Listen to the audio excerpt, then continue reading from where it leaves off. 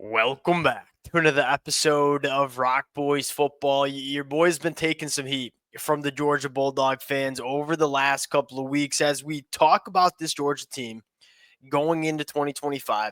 The way I look at it, there are more questions than answers than what we're used to seeing around this Georgia program going into an offseason, going into the next year's college football season. Now, I want to prerequisite that conversation with we are still talking about the Georgia Bulldogs. We are still talking about Kirby Smart running this program and what he does on the recruiting trail, although there might be more questions than we're used to seeing. You make no mistake about it. There are a ton of potential answers on this Georgia roster as you kind of go through it. Now, I want to look at the ceiling of this Georgia team, which you make no mistake about it is national championship. It's going to be national championship every single year that Kirby Smart's running this program. What needs to happen for Georgia to reach that ceiling, get back on top of the sport of college football? That's the conversation that I want to get into over the next couple of minutes. Now, before we get into it, as always, the Georgia fans, we've been going back and forth in the comment section a lot over the last couple of weeks. I love it. That to me is the best part about doing this. I learn a lot from you guys. It is a blast talking ball with y'all. Appreciate you guys rocking with it. If y'all do enjoy the content, consider subscribing to the channel. And it's going to be a little bit more of an upbeat episode, right? Over the last couple of weeks, we've talked about the questions, talking about Georgia's ceiling. You start talking about the potential answers that we see on this roster. Now, the number one thing that I'm looking at for Georgia on the offensive side of the football going into 2025 is not the quarterback play. It's not Coach Bobo, which we will address a little bit later. It's getting back to running the football. I mean, you start doing some offseason work, you look at this Georgia team and you look at what they did in 2024 historically. When this Georgia offense is at its best, the run game has always been something that Georgia can lean on and have success with. And it kind of sets up the rest of the offense, right? When Carson Beck was playing his best, you were working play action. When this offensive line is pass protecting at their best, they're in those second and third and manageable situations where they're not in third and long. You're not seeing a ton of really schemed up blitzes. In 2024, Georgia did not run the football all that much. And when they did run the football, it wasn't all that successful, right? You look at Georgia, they only ran the football 44% of the time. That was 113th in the FBS. They only ran the football for 3.9 yards per carry. That was 84th in the country. Yes, there were some other problems with this offense. You could look at Coach Bobo. You could look at the pass catchers, which were certainly a problem. We're going to talk about that as well. One of the and I sound like my father right now, just run the damn football. But you look at Georgia and you look at when they are reaching their ceiling as a football program, it's because Kirby Smart recruits and develops just different kind of cats on the line of scrimmage, and they physically impose their will against just about anybody in the country. Got to get back to that in 2025. And I think what's intriguing about this offensive line, although you are losing some really good football players, Fairchild, Tate, Jared Wilson, this is an offensive line that is going to be massive, and it has the potential to be a better run blocking offense than what you saw in the 2024 year. Look, I know Nate Frazier can play. We're hoping the Robinsons can get back healthy. I don't have many question marks about the running back room. I know these kids can run the football.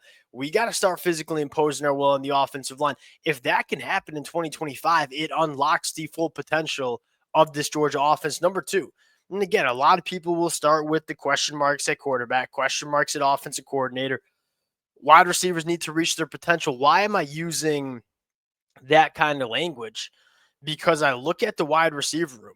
I look at the raw talent that you have and say, this is a super high ceiling wide receiver room. And if Georgia reaches their ceiling in 2025, it's because these wide receivers are playing like some of the better wideouts in the country. And it starts with the two transfer portal additions, right? Noah Thomas, probably my favorite addition Georgia made, a guy that's gotten better and better as he's worked his way up that Texas A&M program, by far coming off his best year. I think there's a lot of room for improvement going into 2025. Then you look at Zachariah Branch, and this is what secondly kind of got me in hot water with the Georgia fans is, in my mind, Zachariah Branch, he arguably has the highest ceiling in the country at the wide receiver position. I mean, this kid's speed, his movement ability, it's next level stuff.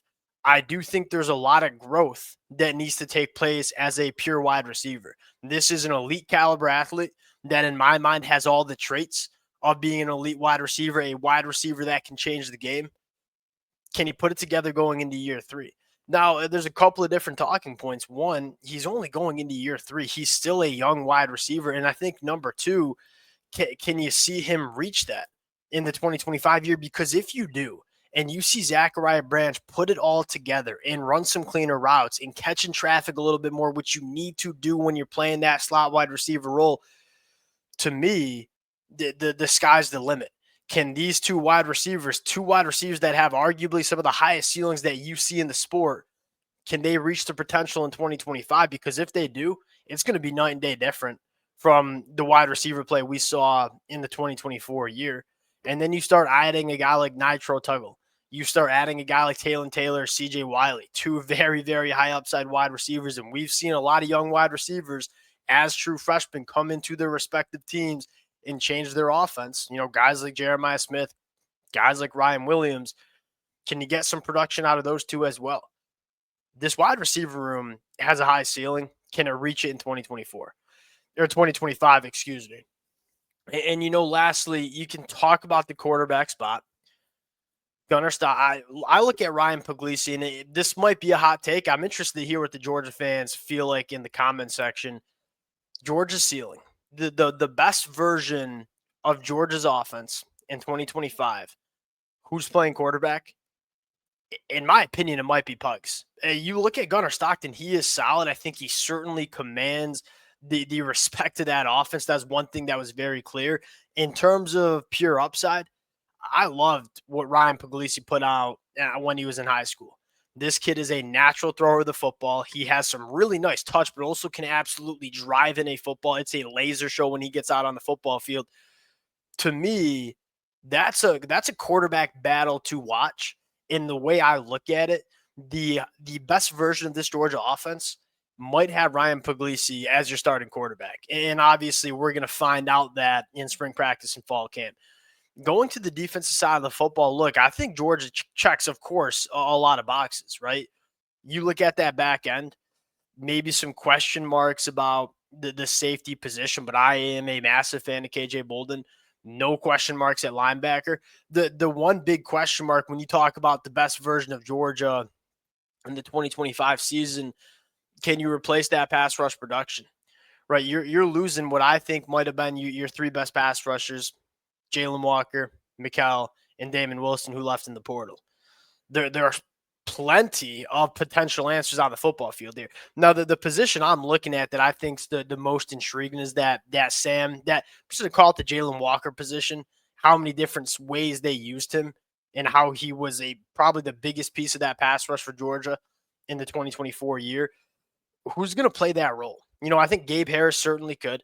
True freshman Zayden Walker, I don't know if he's going to be ready as an 18-year-old kid, but he is. You build the next Jalen Walker in a laboratory. I think it might look like Zayden Walker. I look at Justin Williams. I guess when it comes down to it, you're looking at how do we get our best football players on the field. CJ Allen and Raylan Wilson, they will be starting as your off-ball linebackers. I don't think you have any question marks about that. And you have two phenomenal backups in Chris Cole and Chris Jones. You look at Justin Williams and say, I feel like he's going to be one of your best 11 defenders. He might not play over CJ Allen and Raylan Wilson, which is not a knock on Justin Williams. How can we get this kid on the football field? I'll look at replacing that Jalen Walker type guy. To me, the ceiling of this Georgia defense when it's at its highest, I think it might be with Justin Williams playing the Jalen Walker position, as we'll call it. The rest of this defense, I think you're looking at guys stepping up on the defensive line because you are replacing a lot of good football players. And all right, Jordan Hall going into year 3. Can you put it together? What about a guy like Elijah Griffin, who I think can come in and immediately contribute for Georgia? I'd probably say the same thing for a guy like Isaiah Gibson. The potential, and Christian Miller. And Christian Miller, to me, might be the best, at least my favorite defensive lineman as we sit right now for Georgia.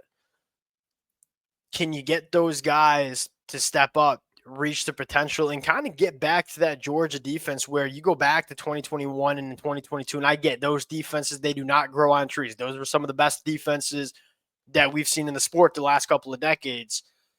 Can you get back to that version of Georgia where you can't run the football on them, you can't pass protect against them, you can't really do nothing against them? That's kind of what, when you thought of that Georgia defense in 2021 and in 2022, that's how you saw that defense. Can you get back to that kind of version of defense in 2025? Again, you talk about sealing the Georgia Bulldogs. It is, we're dominating the line of scrimmage. We recruit different caliber dudes. We develop these dudes a little bit differently, and we dominate the line of scrimmage even in the SEC conference. If Georgia does that, you're going to look at a team that can win a national championship. It is just, you got probably more question marks than you have answers in terms of what we're used to seeing from Georgia. This is not me being anti-Georgia. You don't make money betting against Kirby Smart and them Georgia Bulldogs, but it is saying that it's going to be a fun spring practice session because we do have some answers that we're looking for, or questions that we're looking for answers for. We'll pause it there. Appreciate you guys rocking with it. If y'all do enjoy the content, consider subscribing to the channel. Appreciate you guys. We'll talk to y'all later. Peace.